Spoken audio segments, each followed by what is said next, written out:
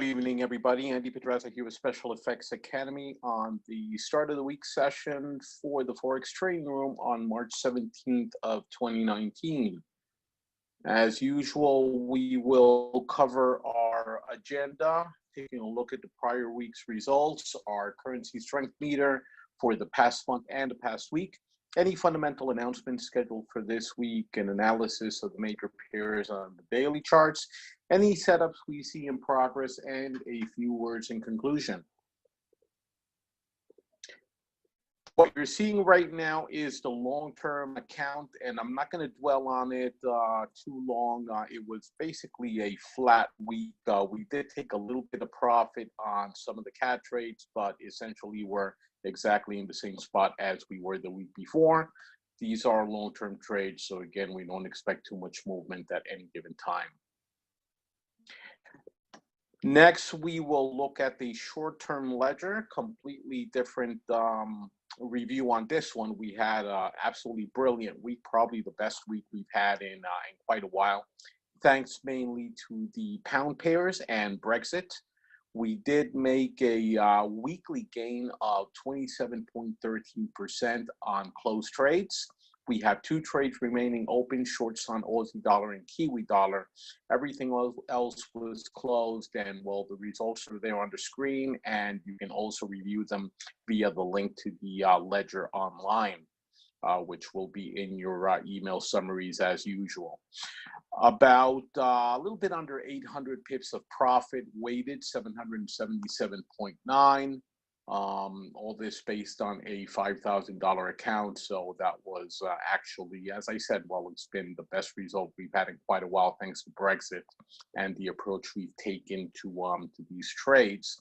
And this week promises to be pretty much more of the same, and we'll be taking the same approach that we did last week, and that we will be setting up entries for movements on the pound pairs in either direction. Based on the volatility, it really is directionless. We have seen recovery on the pound, that is to say pound strength. Not sure how long that's going to last as we go into the final 2 weeks before the original Brexit deadline. But they are moving in both directions without any sort of hint or advance notice. So what we've been doing is placing straddles on the pound pairs to take us in long or short, depending on which way it moves. So basically momentum trading. And that is what we will be doing this week as well as Tuesday. And you won't see that in the calendar, but it is a fundamental for the week. On Tuesday, the UK will be voting yet again on Theresa May's Brexit plan, a plan that has not been changed at all since the past two times Parliament has rejected it. So they're voting for the third time on something they've rejected twice. So it's widely expected to fail yet again. And despite the pound strength, I suspect that at some point we're going to have a significant retracement as reality slaps them in the face. But we're not trying to predict whether it's going up or down, simply ride these momentum swings as they happen. So that's it for the short-term ledger. Notes and opportunities for improvement. As I mentioned, the new approach we've taken for the Brexit trades is working out fantastic, particularly as it's well suited to the high volatility that we've been seeing. Again, they're not moving consistently in any one direction. They're going up 200 pips, then they're dropping 200 pips. There is no rhyme or reason, but the way we've been playing it, we can actually make that profit in both directions as they make these moves. A very small profit, as I mentioned, taken in the long-term account, essentially on the cat trades. But the account for week to week is flat at this point. I think we took maybe 40 pips of profit, somewhere along those lines. So nothing to write home about. We still have significant number of trades open long-term that have yet to fulfill.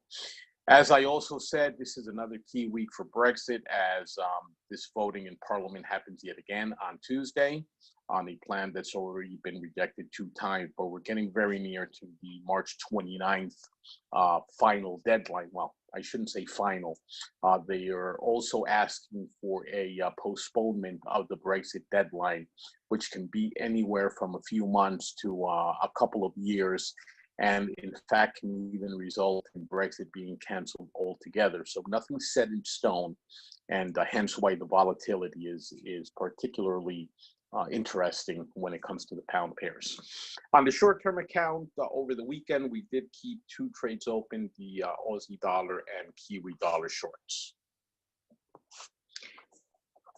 And with that, we'll move on to a little bit of a review of the volatility for the past 30 days as well as the past week. Volatility for the month has increased by 2 percentage points. Last week we had it at 4%. It's currently trending at a little bit above 6%. And we have seen that the main winners for the past 30 days has been the British pound. It has recovered against pretty much everybody out there, followed very closely by the Swiss franc, which has also had something of a recovery against everyone except for the pound, and then followed by the euro. Same thing, has been strengthening against everybody except the pound and the Swiss for the past month. Looking at the past week, we see the same thing happening with the pound. It's probably the best week that the pound has had all month. And we see that of the other pairs, particularly the Japanese yen, has been a bottom feeder. It's been losing ground against everybody else. The Kiwi is also in a little bit of a strength play, and the rest of the currencies are very middle of the pack. At the end, we can see silver and gold. Silver had a very bad week. It lost ground against everybody out there. Gold was a little bit middle of the pack as well. Volatility week to week hasn't moved much. It's still trending over 2%. Not a big change, but the monthly volatility itself has become exceedingly high, much more than would be expected, and that's mainly on the back of the pound. Our calendar for the fundamental announcements this week, it's quite a busy calendar. We start out Monday evening with the minutes from the Reserve Bank of Australia. We won't be trading that one live.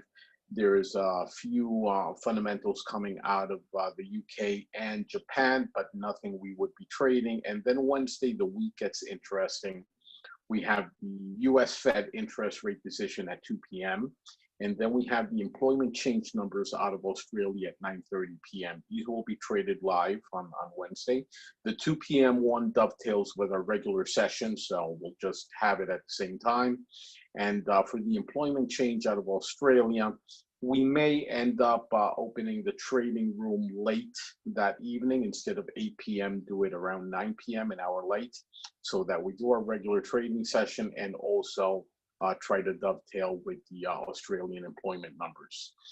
Then Thursday early morning, and this is horrible for me because I will be trading these live, we're going to be having the Swiss National Bank interest rate decision at 3:30 in the morning, and all these times are Eastern, by the way, US Eastern. And then we have the Bank of England interest rate decision at 8 a.m., and this one is going to be particularly interesting given the rest of the happenings around Brexit. So both of those will be traded live. And then wrapping up the week, on Friday, we have a few PMIs and CPIs coming out of Europe and Canada. Those will not be traded live. I don't consider them to be significant movers of the market. So at the very least, we will have these 4 live sessions for the Fed interest rate decision, Australian employment numbers, Swiss interest rate decision, and the Bank of England interest rate decisions. The times and whatnot will be in the email summary, as well as any other email that goes out through the week. And with that, we'll jump into our charting. Starting out with oil prices for the week, another improvement in oil. It's been steadily rising since the end of last year. The bottom of that chart is December. And since December, it has been rising steadily. It's taken a few breathers along the way where it moves sideways, but in general, heading up. And of course, we are tracking oil because of its strong impact on the Canadian dollar. If oil rises, the Canadian dollar tends to get stronger. If oil collapses, the Canadian dollar tends to get weaker. Right now, we are having a little bit of a bonanza with the oil prices that has yet to be reflected one to one with the CAD. So we are looking for CAD strength coming back to the market after they've been, the market's pretty much forgotten about the corruption scandal that was plaguing Justin Trudeau's government. So it's going to be back to business as usual. And we do expect the Canadian dollar to see a little bit of improvement thanks to what oil price is doing, assuming that oil price does not start going lower, and preferably that it continues going up. And with that, we move into the currency charts. The euro dollar has been moving in a sideways channel, a significantly wide one, about 300 pips wide. And it, at the same time, has been trying to break out towards the bottom. So it is in a bearish trend right now. We are short on this pair and carrying a little bit of deficit on a long-term trade, but we are expecting it to head towards the bottom of the channel that you can see there on the screen, and preferably making a lower low as it does its next wave. But again, long-term trade, this may take a while to play out.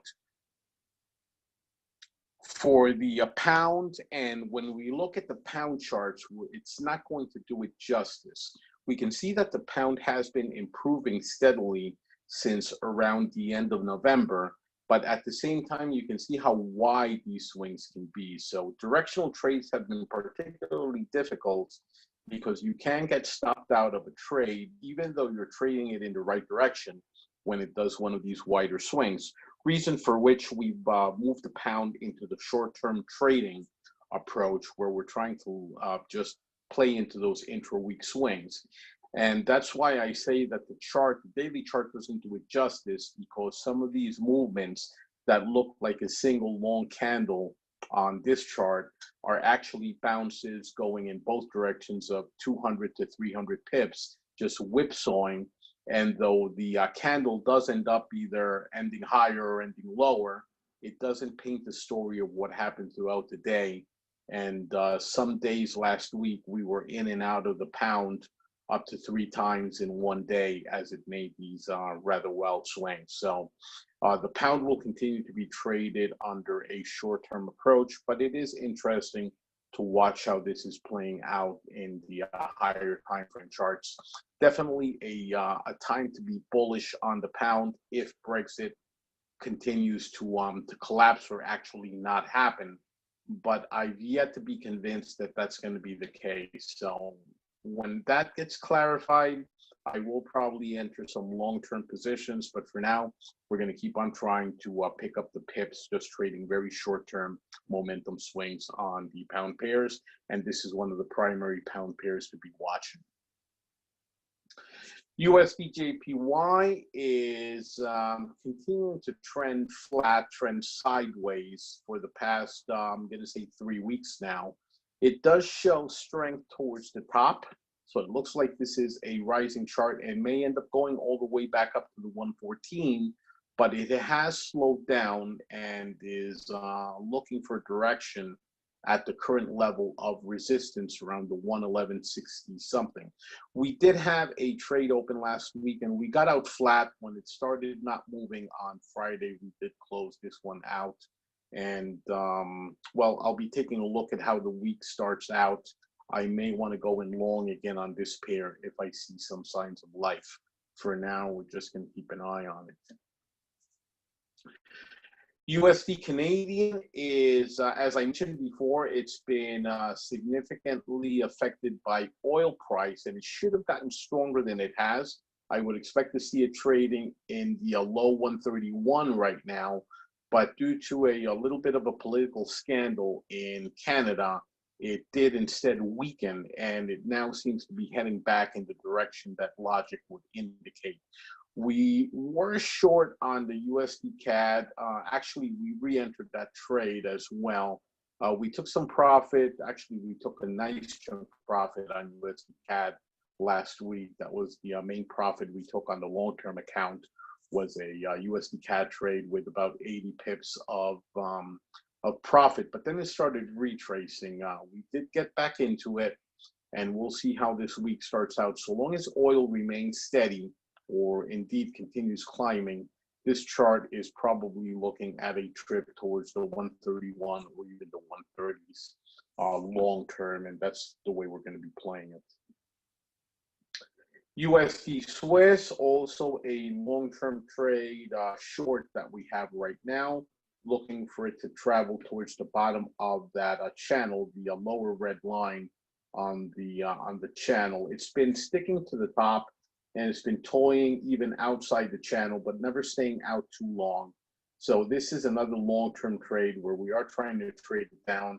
We are carrying a little bit of deficit on that long-term trade, but in general, the approach is to try to trade it towards that trend line that's rising from the bottom. That would be our first profit-taking event, and preferably a trip to the very bottom towards the 0.95. Again, long-term approach. Aussie dollar, very boring chart. It's been sideways since around August of last year. It does have a little bit of distance in that channel, about 250 pips. So I shouldn't say that it's not impossible to make profit, but there's better things out there. In general, we are short on the Aussie dollar, and we do have a short-term trade open in that direction, but that's basically on the fundamentals and not on whatever the chart is doing. The fundamentals for Australia have been showing signs of weakness for quite a while. Nothing's come out to counteract that, and we do expect it to go back down towards the 69 area before it does anything else. Of course, we have to remember that this week we have the employment numbers coming out of Australia, so we need to be a little bit careful, and I may end up closing that one open trade before the fundamental comes out. We'll see. That's meant to be short term, so it's small lot size and also a relatively tight stop. So we'll see how that plays out throughout the week. Kiwi dollar is another pair that is having a little bit of struggle picking a direction. Right now, it's at the tail end of a wedge, and it's at the very top of that wedge, but a wedge that is rapidly getting to its end. So we'll have to, of necessity, break out in one direction or another. Right now, we are short also on a short-term position, and I think it's pretty close to break even at this point, because we got in at the very top of the wedge where you see that final descending red arrow. So that's another trade that we held over from last week on the short-term account, and we're waiting to see which way it plays out. I am probably more bearish than bullish on this pair for a number of reasons, but it's very cautious. This one could literally go either way.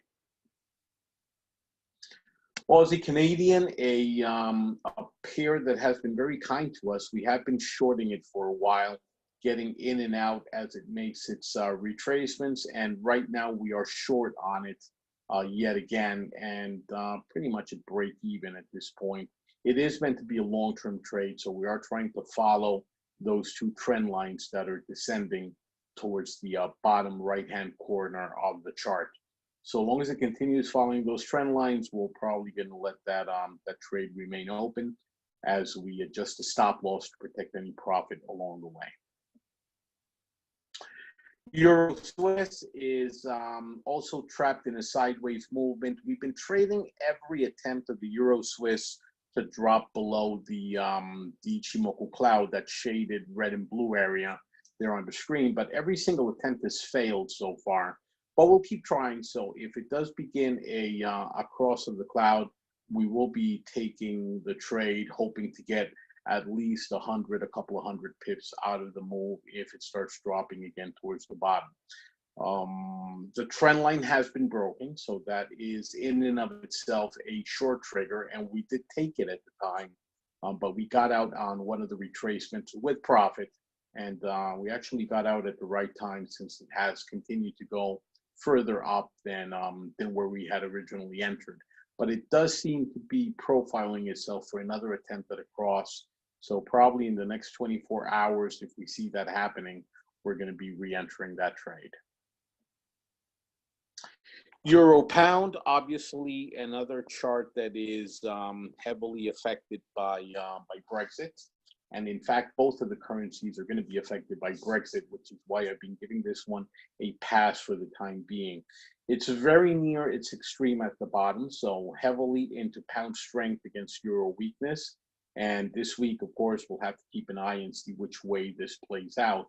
But for now, it's definitely a short. Even though it's at the very bottom of its range, I would definitely not go long on this one unless and until I see a little bit of weakness come back into the pound. Euro JPY, we have been ignoring this one for quite a while, probably since the end of last year, as it's moving in a very sluggish sideways fashion, sticking to the bottom of its sideways channel. So no change there. There's a lot better stuff to be traded out there than this one. It's just too sluggish. And we're going to see the Aussie JPY later is pretty much the same thing. Now we're looking at Euro CAD, another one that we have been shorting very nicely and for the most taking profit.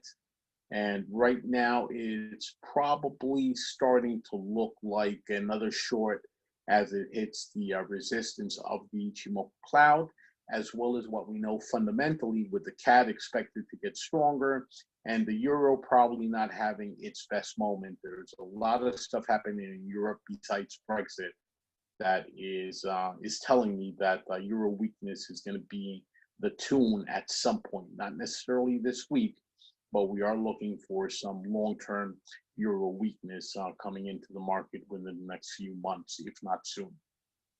For now, I will be shorting this pair whenever I see the opportunity, but right now is, well, at least right now, this minute, this day, today, is not the time. I'll probably wait for the week to kick off, give us 24 to 48 hours of trading, and we'll see if this one starts moving.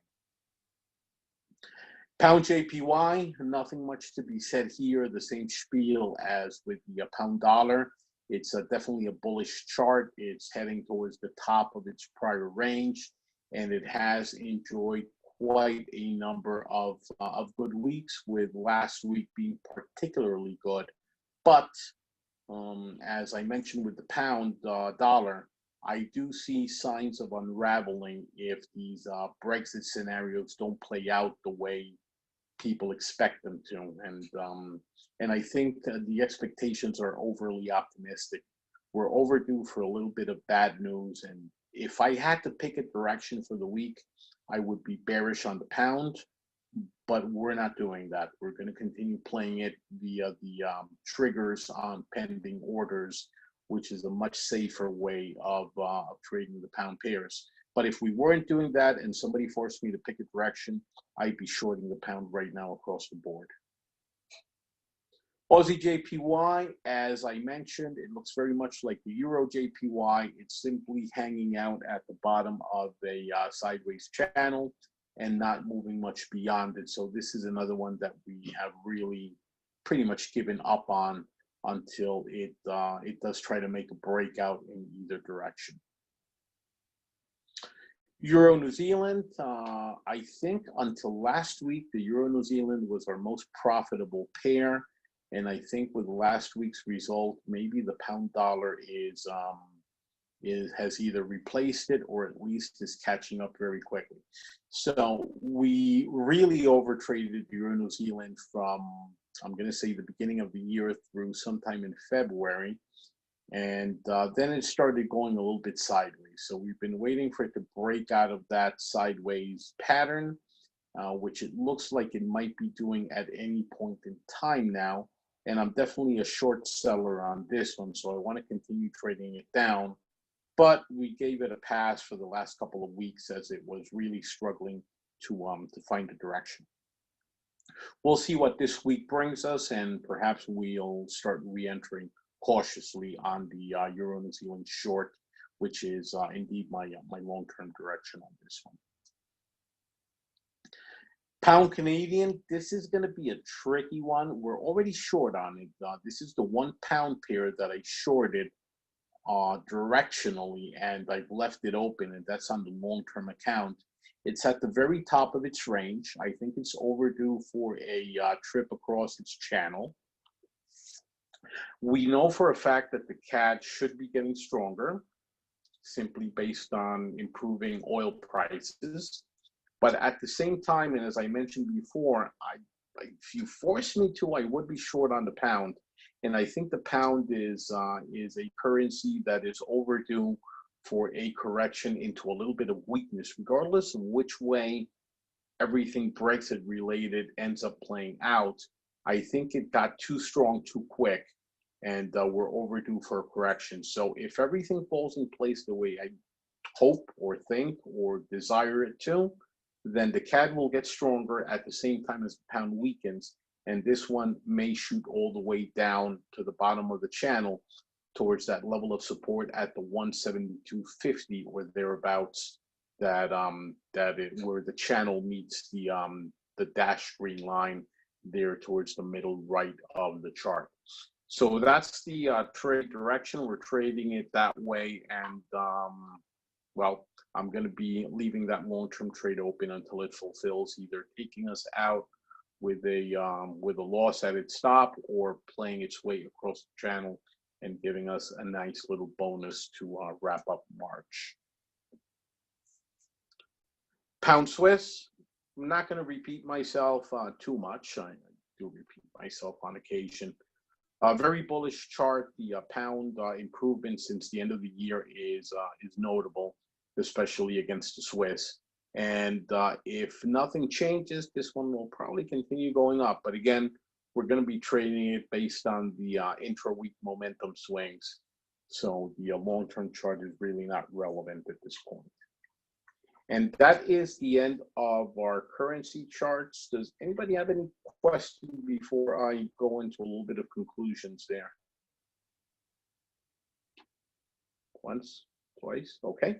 Then the setups that we see in progress based on what I said, the dollar pairs you may have noticed aren't moving a whole lot in either direction. So the dollar's basically been flat for quite a few weeks. It's the other currencies that are moving. So when you see the pound dollar moving up like a rocket ship, that's not the dollar weakening, it's the pound getting stronger. The dollar is basically just hanging out. So the dollar isn't showing a lot of directionality right now, which of course is not conducive to long-term trading at this point. So just keep that in mind, but that may change at the drop of a hat. So don't go just by that. Make sure you follow the fundamentals and are in tune with the charts. The euro, as I mentioned, I do expect weakness, both because it's going to be affected by Brexit, but more importantly, there are internal EU matters that are weighing it down. Their financials and banking situation are unraveling right now. I know that Deutsche Bank and I forget the name of the other big Commerzbank, Commerce with a Z at the end, Commerzbank, are talking merger right now, and they're being pushed in that direction by the European Central Bank, which wants to see a stronger German banking establishment. These two banks are a huge chunk of the German economy. So whether that merger plays out or doesn't play out will affect the euro.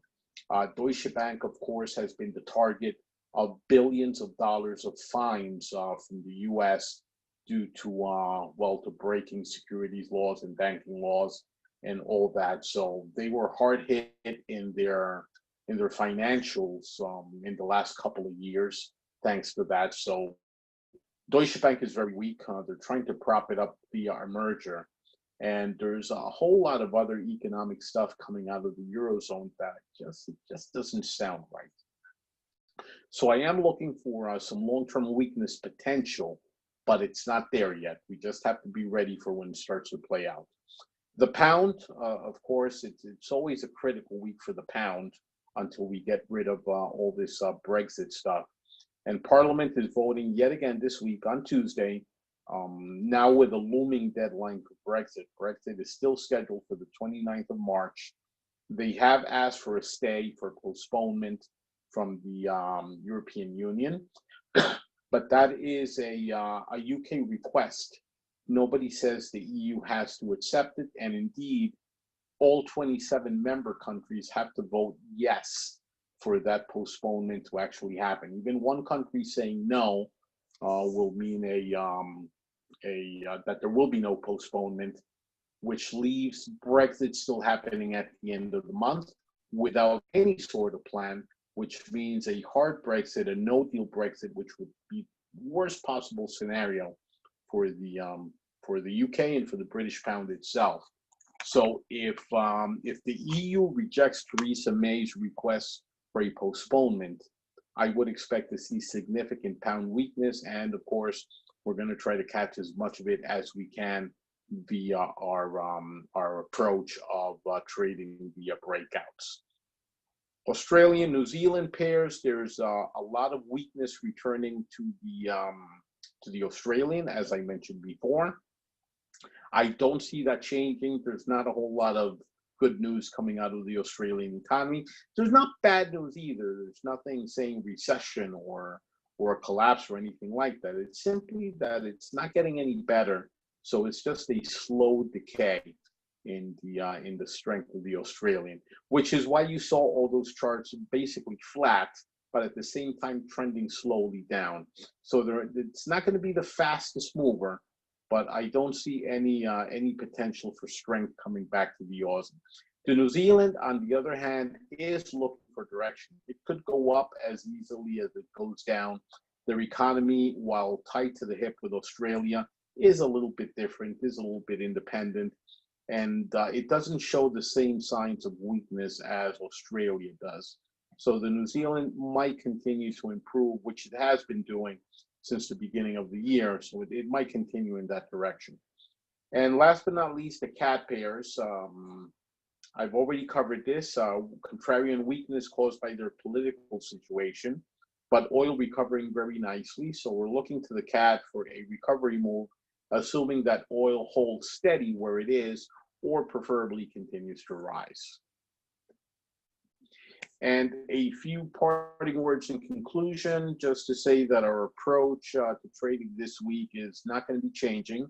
We're going to continue trading the pound based on our breakouts, with Brexit continuing to be the flavor of the month until further notice. Indeed, Brexit may continue to be the gift that keeps on giving till the very end of the month on the 29th, when either something will happen or we'll finally know that there has been a postponement and a new deadline set for Brexit. For now, we're not going to be looking at long-term directional trades on the pound pairs, as they're simply too vulnerable to whiplash. We see these pairs in a single day going up 300 pips and dropping 500, or vice versa. If you're trading directionally, that's going to take you out on one of these movements, probably at a loss, maybe even more painful when it then continues moving in the direction we had expected it to move. So we're not doing that. And last week was a key indicator of how well that approach, the new approach, is going to be working.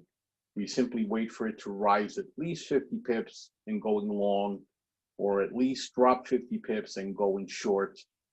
Put a trailing stop to make sure that we capture as many pips of that movement as we can. And well, the results are in, and that worked quite well. So this week, Brexit will remain the key factor, with Tuesday being one of the key days in the week for any news out of the UK. But we will be trading it via pending orders the entire week. And indeed, the market is open right now. It's been open for about half an hour. So I'll be taking a look and resetting some of our entries for the pound pairs. And that is going to cover it for me today on the start of the week session. Does anybody have any comments or questions at this point? Yes, Andres, can you hear me? I can indeed. Good evening, my friend. Good evening. I was just wondering about the triggers, and you said about 50 pips in either direction. Would Uh, yes. So okay, we did our triggers last week were anywhere between 50 and 75 pips, depending on my gut feeling that day, really. There was okay, nothing other than that. So I would wait for it to establish a range, a sideways range where it started going flat. And then I would place a straddle around it, 50 to 75 pips. If it rose that much, I bought. If it dropped, I sold. And I would put a trailing stop of between 25 and 40 pips. So as it moved in our favor, it would start protecting profit. The most we took was, I think, 220 pips in one trade, and some of them took as little as 40 pips. Um, well, of course, some of them were losers. A very few of them actually lost. But in general, I would say that the average winner was about 100 pips. okay. But if I understand you, you're not doing anything now. You're going to wait until the week gets rolling. The week did get rolling already, so we have a market open. I Hmm. will look at the pound pairs right now. Well, not right now, but probably sometime around 10, 11 p.m. and start putting some of these straddles in. Because our next session is going to be 8 p.m. tomorrow. So by then, a move may have already started. Okay.